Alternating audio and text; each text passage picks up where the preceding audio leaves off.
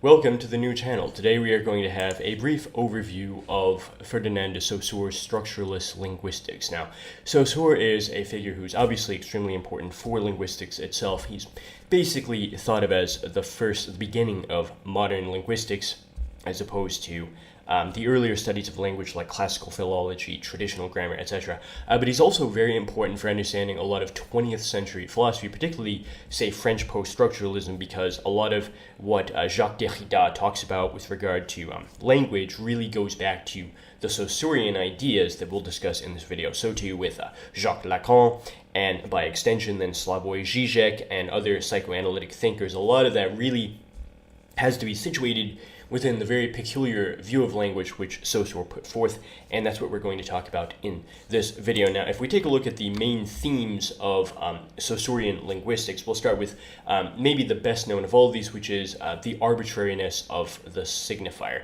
Now, Saussure's own theory was that a sign is a unit within language which can itself be decomposed further to these two components. On the one hand, you have the signified, which is kind of the universal concept. Let's take the idea, which we're not going to put a word with just yet, that you see on the screen there. There's an image there of a plant, we could just say, that with green leaves, branches, etc. We're not yet going to pin that down to one particular word because there's a number of different shapes or forms of language that can be used to refer to that universal concept, and this will differ from language to language. So within English, obviously that's a tree. Within Latin, though, it's an arbor. Within Greek, dendra.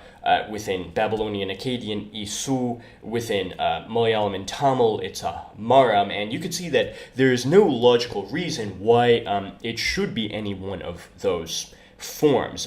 They all are correct in their own context, but we can see that the relation between the universal concept of that particular plant and any of these words in different languages is totally arbitrary.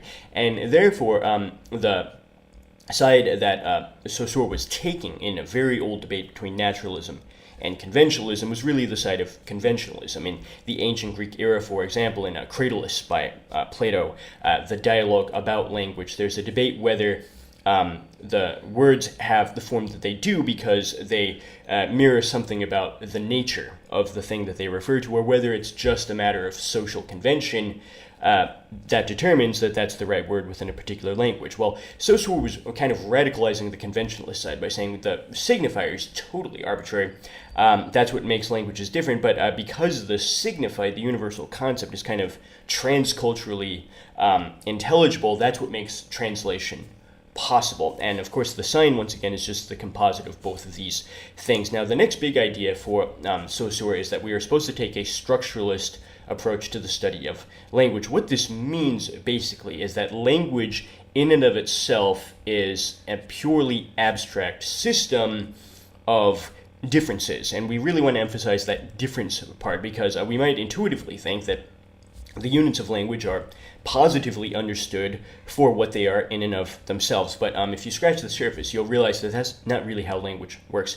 Instead, we know what a sign, or let's just call it a unit for the moment, we know what a unit means, largely through differentiating it from another unit within the same language. And this is something which you see play out even at kind of the smallest possible level within particular languages like, say, Malayalam, even at the level of one particular vowel ending for a word can differentiate it from another meaning. For example, if you have the U morpheme at the end of a noun like kuri kunu, that's the verb form in the indicative of someone is drinking. But if I change that to an O, kuri kuno, now it's interrogative. Now it's the question, is somebody drinking? If I make it A, then kuri kune makes it a negative question.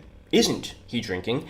But if I make it an A, now it's put into adjectival form. It becomes basically a participle, adjectively modifying someone else. I can refer to a kuri kuna manushin, that man drinking, the drinking man. And this really is a great confirmation of the Saussurean idea that language is primarily a system of differences in which I know what those four morphemes are, u, o, a and a within a language like Malayalam through their differentiation from one another. And this becomes the idea later in Lacan, Zizek, etc., that meaning is just a retroactive side effect of the differentiation of signifiers from one another in a chain kind of like the one you see on the screen. Now, the third thing we have to discuss is the difference between langue and parole. Now, these are two terms in French which there have been a number of proposals over the years for English translations, but none of them have really been found to be quite as clear as these ones. So we tend to use the French words langue and parole to basically clear up an ambiguity with regard to the meaning of language itself. Now, language is something which might mean something different depending on context. I might refer to language as the thing actually coming out of somebody's mouth. So obviously, if you are speaking to me right now, that's language coming out of your mouth. But that's really more like parole. That's the word within French for Saussure, which had to kind of come from something else which preceded it. And that something else is langue, which is language in maybe the more proper sense of the term, as not the concrete speech of any one person, nor even concrete writing, but rather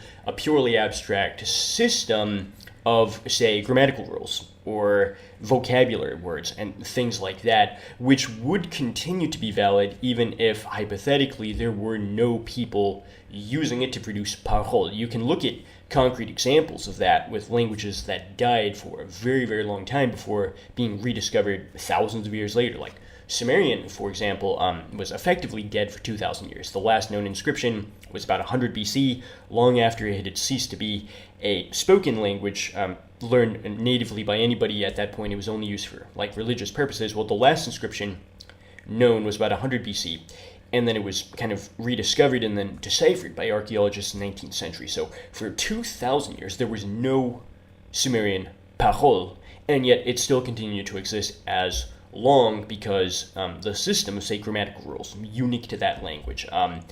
For example, the copula is appended onto the end of a noun. Lugal am means he is a king. So normally you would have the copula be a verb separate from the noun, not so in Sumerian. Very unique grammatical rule is in a agglutinating language. You add it to the end. That sort of abstract rule continued to be, even though nobody used it, and so too with the vocabulary words, etc.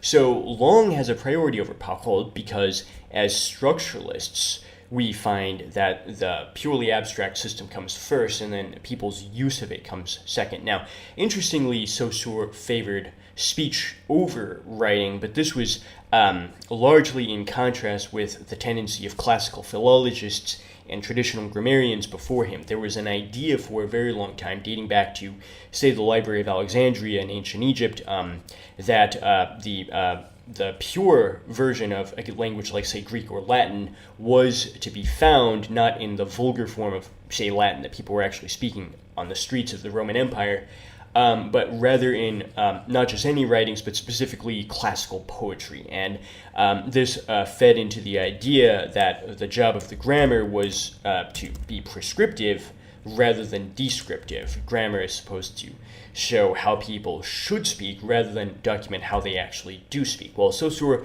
overturned that both of those expectations by having linguistics be a descriptive rather than prescriptive science, through realizing that speech actually is primary and writing is secondary, not only for the quantitative fact that there's simply more speech than there is writing. For any language you'd care to name that is still spoken natively, there's more speech than written text, not only quantitatively throughout space, but rather also through time. If you look back into the past, a lot of languages were not written until, say, the 20th century, when Christian missionaries tried to translate them for the first time. So it's obvious speech has a priority over writing. But another thing which has priority is the synchronic description of language over the diachronic. Now, these are kind of fancy Greek terms which kind of refer to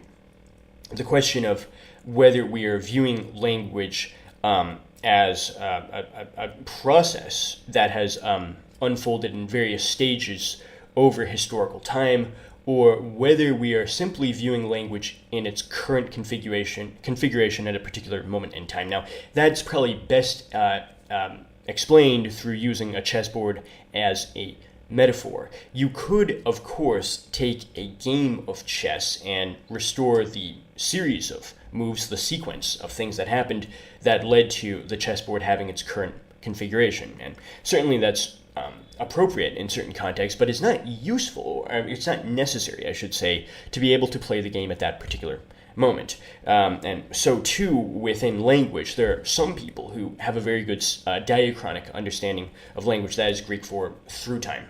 They know the history of, say, the English language, that a lot of the words we use today that were used in Old English had rather different meaning at that time. For example, if we say that we're running errands, well, in Old English, errand was actually a message. If you're running errands, you're delivering messages. You may know that weird wasn't just unusual, it was the word for fate in Old English, and because there's an etymological connection to the idea of a twist. So your fate is weird because it thwarts your expectations by twisting them.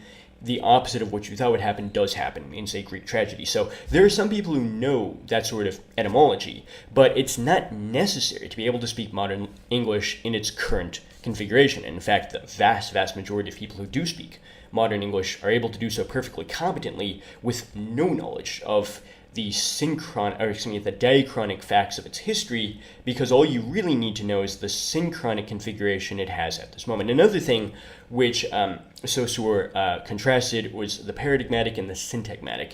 Now, the paradigmatic refers to the relation between units of language in which they occupy, say, the same position within a sentence and can therefore be substituted mutually for one another.